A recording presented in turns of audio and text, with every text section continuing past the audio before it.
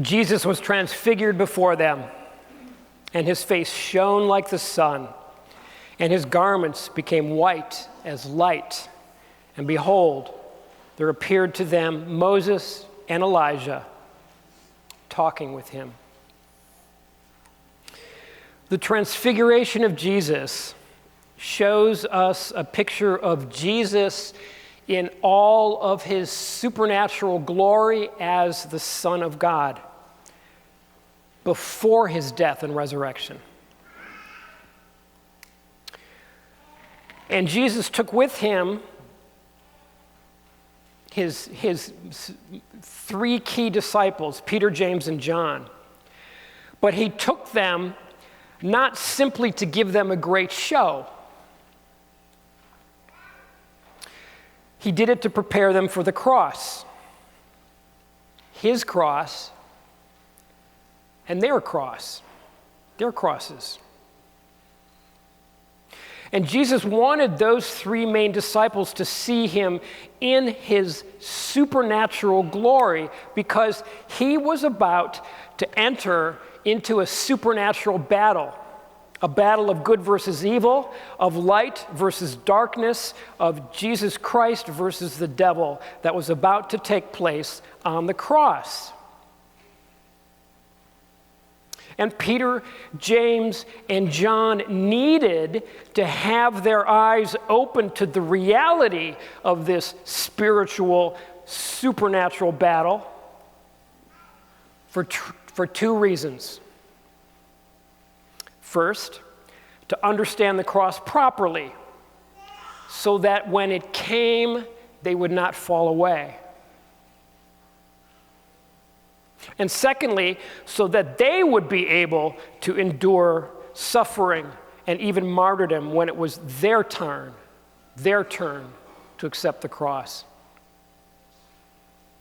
Remember that whenever Jesus foretold his passion, he immediately followed it by saying, if anyone would come after me, let him deny himself and pick up his cross and follow me.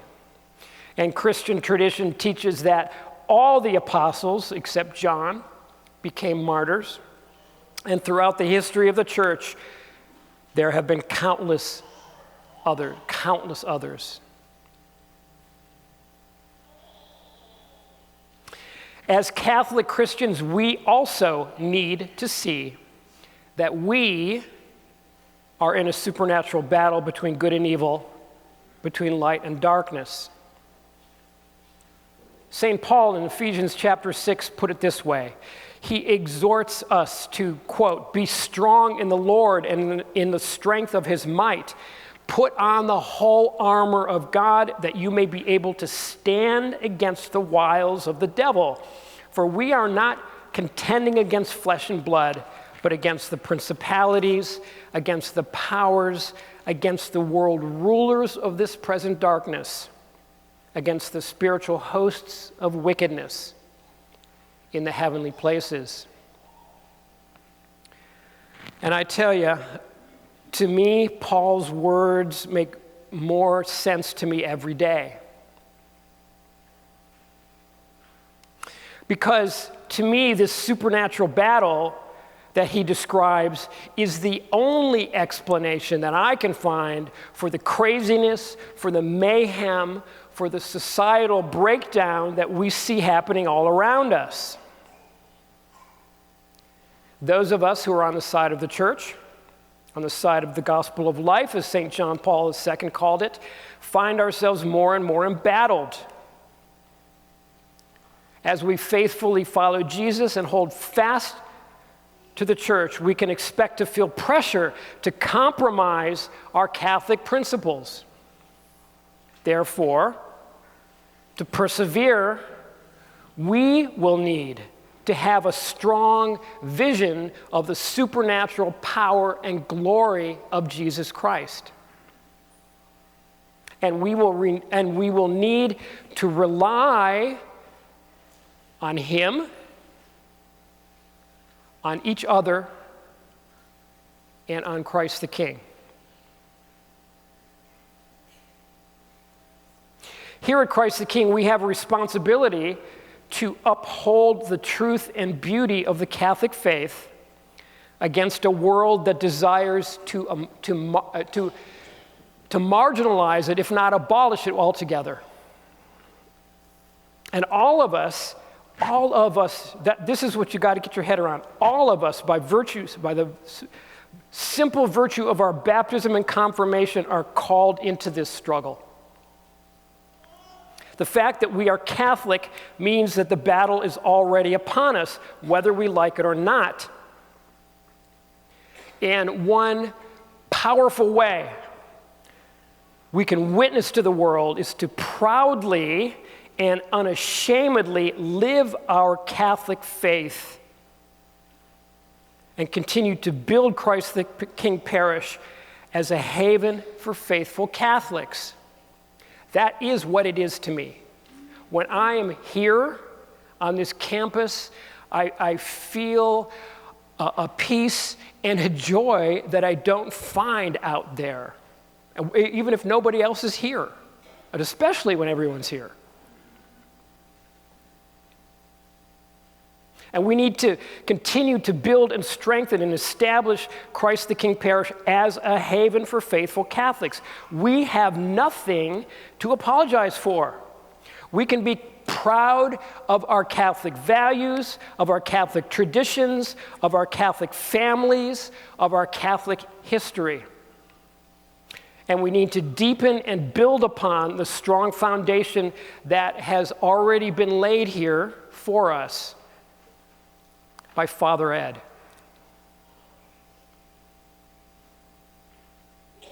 And that brings me to the second part of my homily today. In a homily last November, I introduced you to our strategic planning process. And I told you that I had gathered together the parish council, the finance council, and a few other of the key leaders of the church to meet together once a month for 6 months, to pray, to discuss, and to prioritize the most pressing needs of the parish. The initial goal was to discern 2 key strategic imperatives. That's a fancy word for priorities. 2 strategic imperatives to focus on in 2026. And the group did that. They discerned 2 priorities. The first one, to grow and develop the active membership of Christ the King Parish.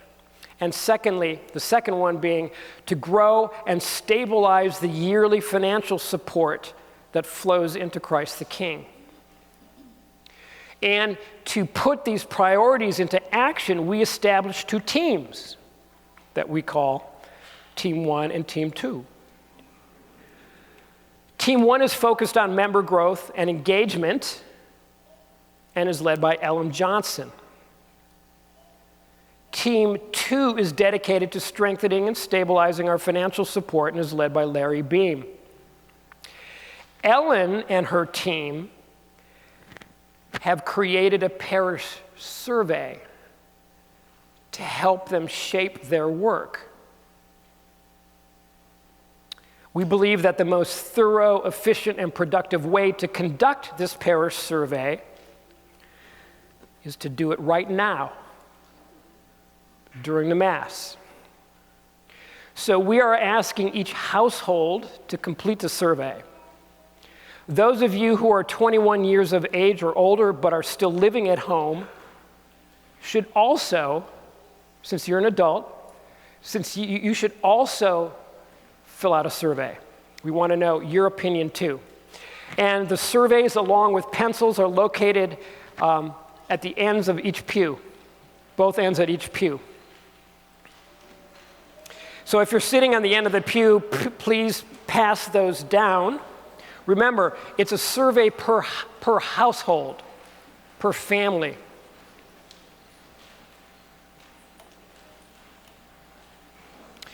Now, please note that in the beginning, it's demographic information. It's very simple. You know, who are you? What's your name? How many in the family? What are their ages? And so forth. But in addition to that demographic stuff, we're asking you among other things, to indicate the activities in which you or your family members are currently involved or would like to be involved, and those which you may be interested in participating in sometime in the future. So if you see a list of activities and there's something you haven't tried but you might be interested in it, check that. It's helpful information. And in addition to the checklist items, we're requesting that you give brief answers to 3 different questions that are more like essay questions. What attracts you most about our parish? Number 1. What would you like to see offered here that's not offered here? And ideas you have for keeping you actively involved, as well as helping others become more actively involved. And you might have noticed that those were sent out in the email blast Friday, I believe, for you to think about over the last couple of days. Please think of this survey metaphorically as our suggestion box. This is your chance to get to me and the staff and the leadership what you think and what you would like to see. We want to know what you value at Christ the King, and hear what suggestions you might have to enhance our ministry here. And this is for everybody. It's not just members, and don't think that this is just for official members of Christ the King. If you come and you like this place, even if it's your second time or your first time, fill out a survey. It will help us, okay? Even if you're a visitor. So we're going to give you about 10 minutes now. And Ellen and her group are going to oversee this. We're going to give you 10 minutes now to complete your forms, and we'll be collecting them before we proceed with our Mass. Now, if you simply cannot finish in 10 minutes, we ask that you finish it in the narthex after the Mass and place it in the box out there before you leave.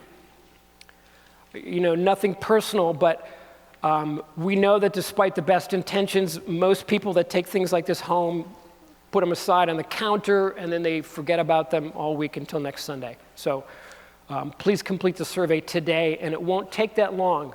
They tested it on their team, and it took around 5 minutes, okay? So we are looking forward to your feedback and suggestions as Christ the King continues to grow and deepen its faith, its love, and its service as a Catholic community. Thank you.